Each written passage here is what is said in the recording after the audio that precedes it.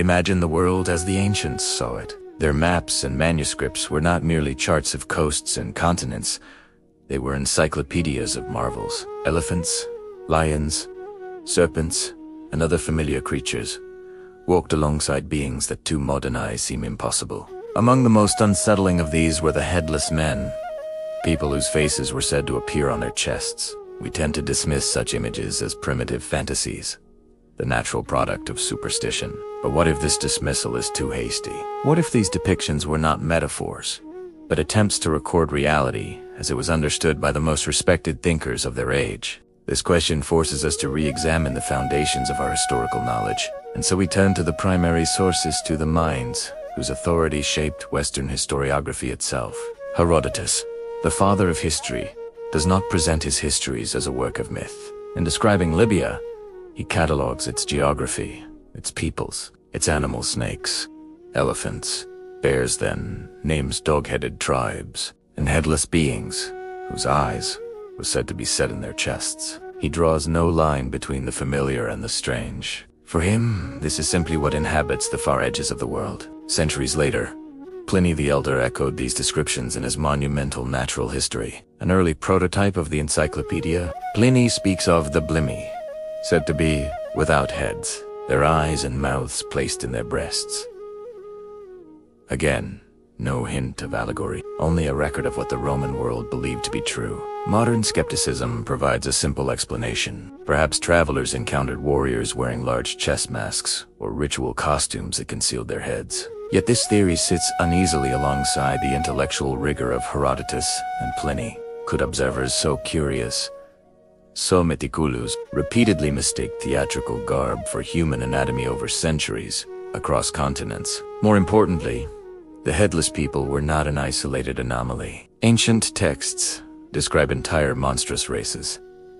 The one-legged sciapods who shaded themselves beneath their enormous feet. Tribes with animal-like limbs.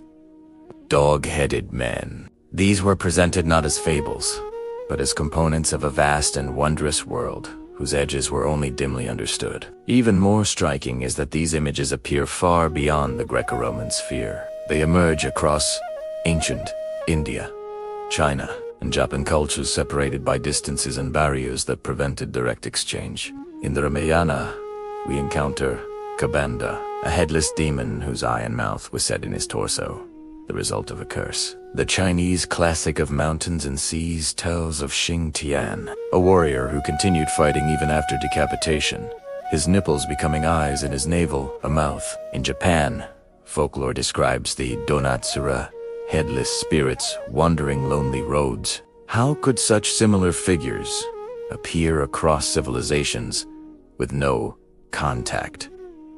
Archetype?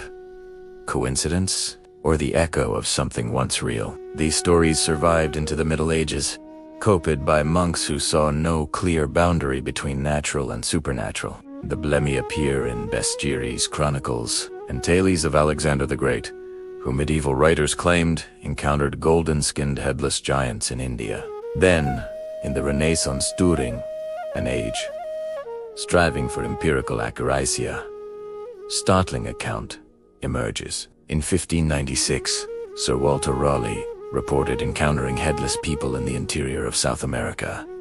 He gave their location, cited native testimony, even referred to a Spaniard who supposedly saw them firsthand. The belief was so strong that geographer Jodocus Hondius placed them on his map of Guyana in 1598. And then, abruptly, the trail goes cold. After appearing for millennia in texts, maps, and testimonies, they vanish. Why? Modern explanations fall into several camps. The first is biological. Perhaps travelers encountered groups with rare congenital deformities that produced extremely short necks or unusual cranial structures. Such anomalies, if concentrated in an isolated community, might easily be interpreted as the traits of an entire people. But this theory struggles to explain the extraordinary global consistency of the descriptions, or their sudden disappearance. The second is technological. The unsettling notion that the ancient world may have inherited fragments of knowledge, perhaps what we would call genetic manipulation from earlier lost civilizations. The Book of Enoch, for instance, speaks of corrupted flesh, monstrous hybrids created by forbidden arts. Could headless beings have been the victims of such experimentation? Instruments of punishment. Living warnings, a grim possibility, but one that casts ancient myths in an unsettling new light. A third theory points to propaganda. Throughout history, conquering empires have demonized their enemies, turning them into monsters to justify domination. Europeans transformed the word Tatar into Tatar, linking an entire people with Tartaresta. Underworld to portray them as demonic.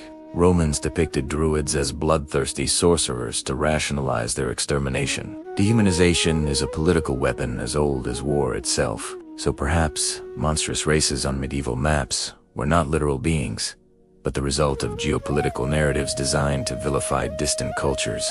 But there is one more interpretation: symbolic, psychological, and perhaps the most disturbing. The head is the seat of identity, reason, and will. To be headless may be less an anatomical description than a metaphor for the complete annihilation of autonomy. A headless person is one who no longer thinks, only obeys, a being whose individuality has been erased.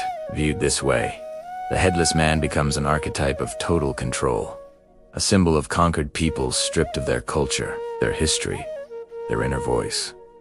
So what, ultimately, lies behind these legends? Were the headless people a real but now vanished population with rare physical traits, the byproducts of ancient experimentation or forgotten technologies, victims of propaganda used to justify conquest, or a universal symbol of humanity deprived of mind and identity? We may never know. But the persistence, breadth, and uncanny similarity of these accounts suggests that something physical, political, or psychological once stood behind the image of the headless man. And this mystery forces us to question not only the limits of ancient knowledge, but the boundaries of what it means to be human.